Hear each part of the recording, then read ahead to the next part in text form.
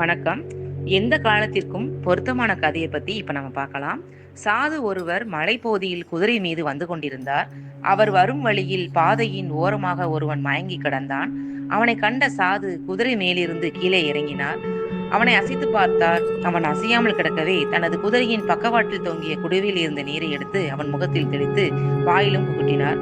மயக்கம் தெளிந்து கண் விழித்த அந்த நபரை மெல்ல பிடித்து தூக்கி குதிரை மீது ஏற்றினார். குதிரை மீது உட்கார்ந்த மறுகணமே அவன் அந்த குதிரையின் கடிவாளத்தை உழுக்கவும் குதிரை தடதடவென்று பறந்தோடி மறைந்து விட்டது.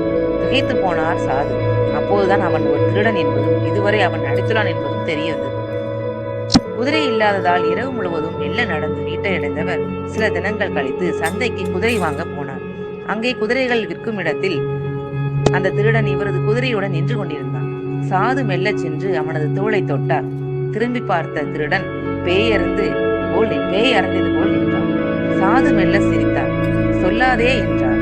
திருடன் மிரண்டான். எது என்ன என்று சம்பந்தமே இல்லாமல் உளறி கொட்டினான். சாது சொன்னார், குதிரையை நீயே வைத்துக்கொள், ஆனால் நீ அதை அடைந்த விதத்தை யாரிடத்திலும் சொல்லாதே.